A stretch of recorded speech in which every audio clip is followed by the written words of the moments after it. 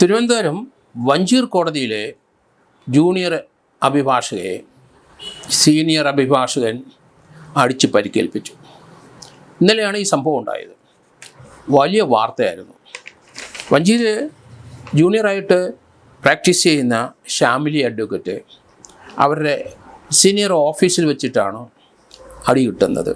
വഞ്ചിയൂർ കോടതിയുടെ നേരെ ഓപ്പോസിറ്റുള്ള മഹാറാണി ബിൽഡിങ്സിലാണ് സീനിയറിൻ്റെ ഓഫീസ്. അദ്ദേഹം ബെയിലിൻ ദാസ് എന്ന അദ്ദേഹത്തിൻ്റെ കീഴിൽ 3-4 പെൺകുട്ടികൾ ജൂനിയേഴ്സുണ്ട്. അതിലൊരു ജൂനിയറാണ് ഷാമിലി. അടുത്ത കാലത്ത് വിവാഹം കഴിച്ചു. ഇപ്പം ഒരു കുട്ടിയുണ്ട്. 3 മാസമേ പ്രായമുള്ളൂ. കുറച്ച് ദിവസം ലീവിലായിരുന്നു പ്രസവത്തോടനുബന്ധിച്ച്. അതിന് ശേഷമാണ് ഓഫീസിൽ വന്നപ്പോൾ ഇനി ഇവിടെ വരേണ്ടതില്ല എന്ന് പറഞ്ഞതായിട്ട് പറയുന്നു.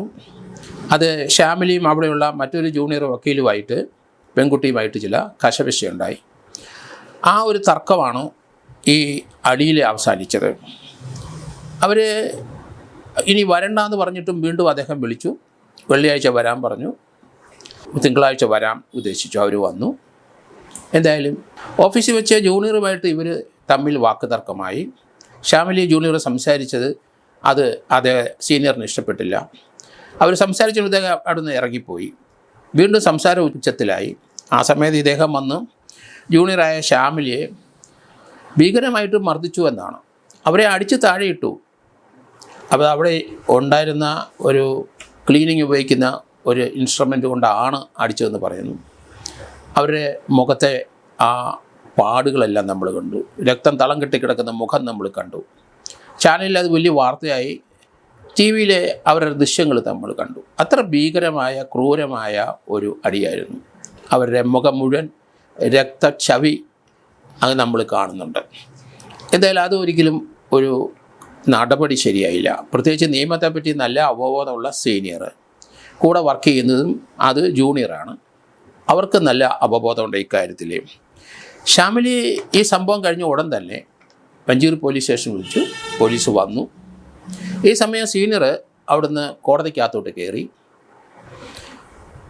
പോലീസിൽ ലഭിച്ച പരാതിയുടെ അടിസ്ഥാനത്തിൽ പോലീസ് കേസെടുത്തു.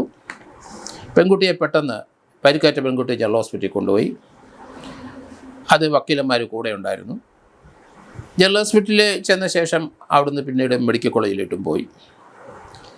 അവരുടെ മൊഴി പകർത്തി കേസെടുത്തു. പ്രതിയായ അഡ്വക്കറ്റിനെ ബെയിലി ദാസിനെ കസ്റ്റഡി എടുക്കാനായിട്ട് പോലീസ് ബാർ അസോസിയേഷൻ ബിൽഡിങ്ങിൻ്റെ അവിടെ എത്തി. ആ സമയത്ത് ബാർ അസോസിയേഷൻ ഭാരവാഹികൾ ഇടപെട്ടു. അവിടെ നിന്ന് കസ്റ്റഡി എടുക്കാൻ അനുവദിച്ചില്ല എന്നാണ് പോലീസ് പറയുന്നത്. അയാളെ അവിടെ നിന്ന് മാറ്റി. അയാൾ ബാർ അസോസിയേഷൻ്റെ പിന്നിലുള്ള പിന്നിലുള്ള വഴി കൂടെ അയാൾ അവിടെ നിന്ന് രക്ഷപ്പെട്ടു. ബാർ അസോസിയേഷന് ഇയാളെ അസോസിയേഷൻ്റെ ഭാരവാഹിത്വത്തിൽ നിന്ന് മെമ്പർഷിപ്പും അവർ ക്യാൻസൽ ചെയ്ത് പുറത്താക്കി എന്നുള്ള വാർത്തയും വരുന്നു. അസോസിയേഷൻ കൃത്യമായ നടപടി എടുത്തിരിക്കുന്നു. ശക്തമായ നടപടി എടുത്തു. ഇയാളെ പുറത്താക്കി. പക്ഷേ പോലീസിൽ ഒരു കേസെടുത്ത ശേഷം അസോസിയേഷന് അയാളെ അറസ്റ്റ് ചെയ്യാൻ അനുവദിച്ചില്ല. അത് കോടതിയുടെ കോമ്പൗണ്ടിൽ വെച്ചിട്ടുകൊണ്ടായിരിക്കാം, അല്ലെങ്കിൽ ബാർ അസോസിയേഷൻ മുന്നിൽ വെച്ചുകൊണ്ടായിരിക്കാം. എന്തായാലും അതിന് അവർ തയ്യാറായില്ല. അയാളെ അവിടെ നിന്ന് രക്ഷപ്പെടാൻ അനുവദിച്ചു എന്നുള്ളതാണ്. ഒരു പ്രതി കുറ്റം ചെയ്തിട്ടുണ്ടെങ്കിൽ, കേസുണ്ടെങ്കിൽ അത് കോടതി പരിസരത്തായാലും ശരി, അവരെ അറസ്റ്റ് ചെയ്യുന്ന നിയമ തടസ്സങ്ങളൊന്നും ഇവിടെയില്ല. പക്ഷേ ബാർ അസോസിയേഷന് അവരുടെ മെമ്പറായ ഒരാളെ അവിടെ വെച്ച് അറസ്റ്റ് ചെയ്യാൻ അനുവദിച്ചില്ല എന്നുള്ളതാണ് പുറത്തു വരുന്ന കാര്യങ്ങൾ. ഈ ഒരു സംഭവം കേരളത്തിലെ വക്കീലന്മാർ പലരും പല സന്ദർഭത്തിൽ ഇതുപോലുള്ള കാര്യങ്ങളിൽ ഇടപെട്ടിട്ടുണ്ട്. ബാർ അസോസിയേഷന് ശക്തമായ നടപടി എടുക്കുന്നതൊക്കെ ഉണ്ടെങ്കിലും ഇപ്പോൾ ആ അറസ്റ്റിന് വിധേയനാകാൻ അയാൾ അനുവദിച്ചില്ല, അല്ല ബാർ അസോസിയേഷൻ സമ്മതിച്ചില്ല. ഇപ്പം ബാർ അസോസിയേഷൻ റിക്വസ്റ്റ് ചെയ്തിരുന്നു നിയമപരമായ അറസ്റ്റിലേക്ക് വിധേയമാകണം എന്ന് ബാർ അസോസിയേഷൻ ഇപ്പം പറയുന്നു. എന്തായാലും ഇന്നലെ ഉച്ചയ്ക്ക് 12:30-ക്കാണ് ഈ സംഭവം. ബാർ അസോസിയേഷന് ഇദ്ദേഹത്തിൻ്റെ അംഗത്വം ക്യാൻസൽ ചെയ്തെങ്കിലും അദ്ദേഹത്തിന് കോടതി പ്രാക്ടീസ് ചെയ്യുന്നതിന് നിയമ തടസ്സങ്ങളൊന്നുമില്ല. അടി കൊണ്ട് താഴെ വീണ കുട്ടിയെ പിടിച്ചുയർത്തി വീണ്ടും അടിച്ചു. അത്ര ക്രൂരമായി പോയി അടി. മുഖത്ത് എല്ലാം രക്തം പൊടിഞ്ഞിട്ടുണ്ട്. അത് നമുക്ക് കാണാം. വഞ്ചിയൂർ പോലീസ് സ്റ്റേഷനിൽ ഈ കേസ് എടുത്ത ശേഷം അവർ അതിനകത്ത് BNS പ്രകാരം 126(2) എടുത്തിരിക്കുന്നത്. റോങ്ഫുൾ റെസ്ട്രെയിൻറ്റ് അത് അംഗീകരിക്കാം നമുക്ക്. അതുപോലെ 115(2) BNS വോളണ്ടറി കോസിങ് ഹർട്ട്, കൈ കൊണ്ടടിച്ചു. അങ്ങനെയുള്ള സിമ്പിളായിട്ടുള്ള ഒരു അടി 323 പഴയ IPCക്കകത്ത് വരുന്നത്. അത് ബെയിലബിളാണ്. അതിന് 1 വർഷത്തെ ശിക്ഷയെ പറയുന്നുള്ളൂ. അതേസമയത്ത് 126 റോങ്ഫുൾ കൺഫൈൻമെൻറ്റിന് തടഞ്ഞു വെച്ചതിന് 3 വർഷത്തെ ശിക്ഷ പറയുന്നുണ്ട്. പിന്നെ സ്ത്രീത്വത്തെ അവമാനിച്ചു 354 IPC പഴയത്, അത് BNS 74 പ്രകാരം ആണ് 5 വർഷത്തെ വരെ തടവ്. ഇതാണ് പോലീസ് പ്രാഥമികമായി ഇതിനകത്ത് ഇട്ടിരിക്കുന്ന വകുപ്പുകൾ.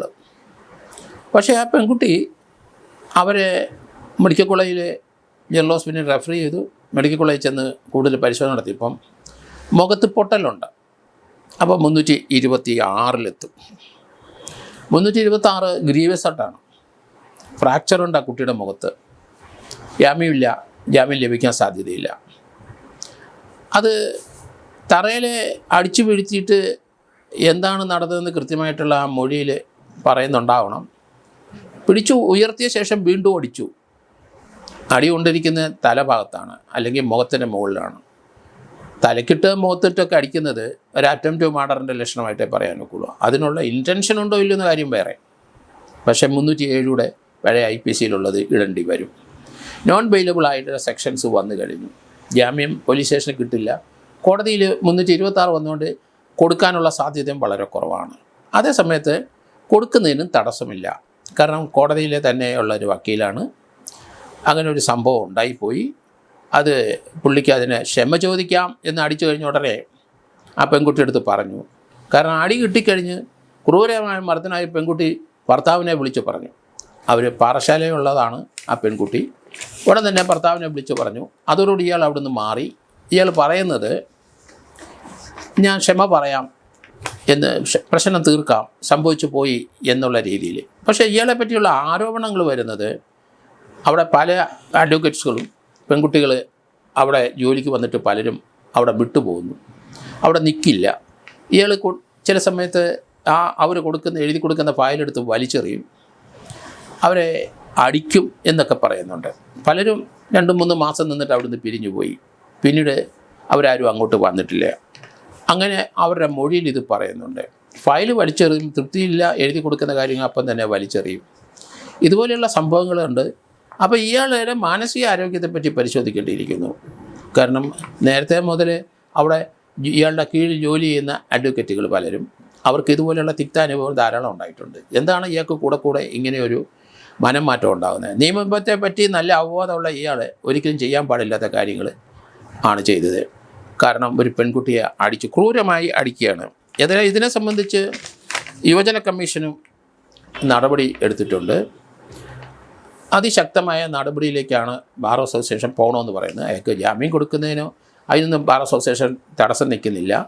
അയാൾ അത് തന്നെയല്ല, അവരുടെ അടുത്ത് നിന്ന് പോലീസ് ബാർ അസോസിയേഷൻ്റെ മുമ്പിൽ വെച്ച് ഇയാളെ അറസ്റ്റ് ചെയ്യാൻ ശ്രമിച്ചപ്പോൾ അത് ബാർ അസോസിയേഷൻ തടഞ്ഞു, അറസ്റ്റിന് വിധേയമാക്കിയില്ല.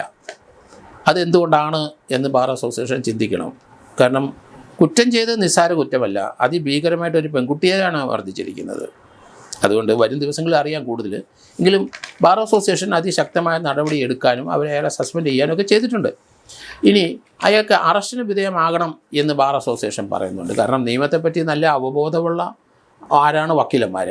അപ്പം പോലീസ് ഒരു കേസെടുത്തു, ഒരു പെൺകുട്ടിയെ ഭീകരമായിട്ട് മർദ്ദിച്ചു, അതിനെ അറസ്റ്റിന് വിധേയമാകണം എന്ന് ബാർ അസോസിയേഷൻ പറയുന്നുണ്ട്.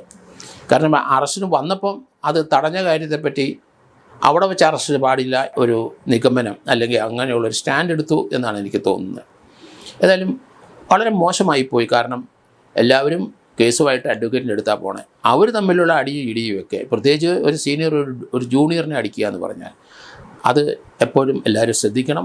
സീനിയർ അഡ്വക്കേറ്റ്സുകൾ അത് ശ്രദ്ധിക്കണം. കാരണം പല രീതിയിലുള്ള പെൺകുട്ടികളും ആൺകുട്ടികളും ഒക്കെയാണ് തങ്ങളുടെ കീഴിൽ വരുന്നത്. പല ഭാഗത്തു നിന്ന് വരുന്നവരും പല ചിന്തഗതിയുള്ളവരും പല രീതിയിലുള്ള മനോബലമുള്ളവരും അല്ലെങ്കിൽ ബലം കുറഞ്ഞവരും ഒക്കെ ഉണ്ടാവും.